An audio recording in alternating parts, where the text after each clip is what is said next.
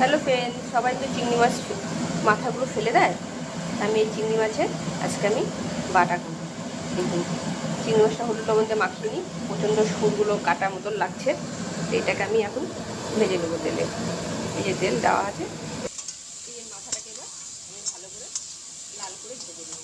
দেখুন এর মধ্যে কী কী দেবো। দুটি আদা দেবো, এই যে রসুন দেবো, এগুলো সব ভেজে নেব। আর এই যে লঙ্কা, সব দিয়ে এগুলো ভেজে নেব ভালো করে। মাথাটার সঙ্গে এগুলো ভালো করে ভেজে নেব।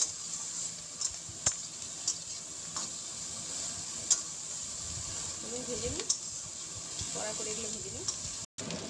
এগুলো আমার এখন মাথাগুলো লঙ্কা আদা রসুন সব ভাজা হয়ে যায়। এবার এটাকে আমি নামিয়ে নেব।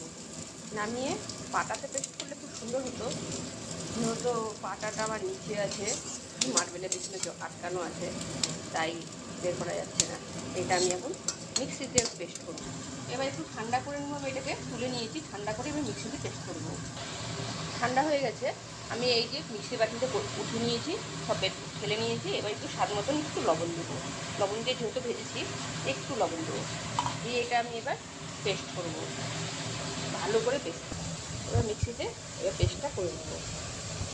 যেহেতু জল টল দেওয়া নেই, শুকনা তো, ওই জন্য একটু নেড়ে নেড়ে ভালো করে করতে হবে, পেস্ট করতে হবে। একবারে হবে না, আপনি মিক্সিতে করতে চাইলে ওইভাবে একবারে করে নিলে হবে না। এটাকে ভালো করে নেড়ে নেড়ে পেস্ট করতে হবে।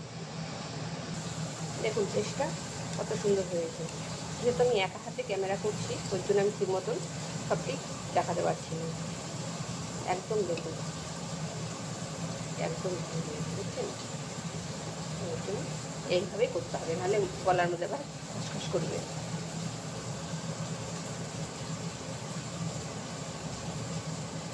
যেহেতু সুরগুলো আছে, সুরগুলোর জন্য ভালো করে করতে হবে।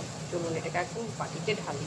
এর মধ্যে পেঁয়াজ কুচিটা দিয়ে ভালো করে মাখবো, খুব সুন্দর করে এটাকে পেস্ট চটকে চটকে মাখতে হবে, তাহলে এটা পেঁয়াজ কুচিটার সঙ্গে মিশে যাবে। চলুন মেখে নিন। দেখুন কেমন হয়েছে। চিংড়ি মাছের মাথার বাটা করেছি। এটা ডাল ভাতের সঙ্গে খুব ভালো লাগে, গরম গরম ডাল ভাতের সঙ্গে খেয়ে দেখবেন এরকম করে বানিয়ে। মাথাগুলো কেন আমরা ফেলে দেবো, এভাবে চাটনি বানালে খুবই সুন্দর লাগে। আর ডাল ভাতের সঙ্গে তো সেই লাগে। আমি ঘরের নিচ দিয়েই সবসময় আমি ভিডিও করি, আর একা হাতে ভিডিও করি। দেখুন সমস্যা হলে অবশ্যই কমেন্ট করে জানাবেন। আর দেখতে হলে পুরো ভিডিওটা আমার দেখতে হবে, দেখলে তাহলে বুঝতে পারবেন কী করে বানিয়েছি। দেখুন, ভালো লাগলে লাইক কমেন্ট করবেন, অবশ্যই পাশে থাকবেন। টাটা।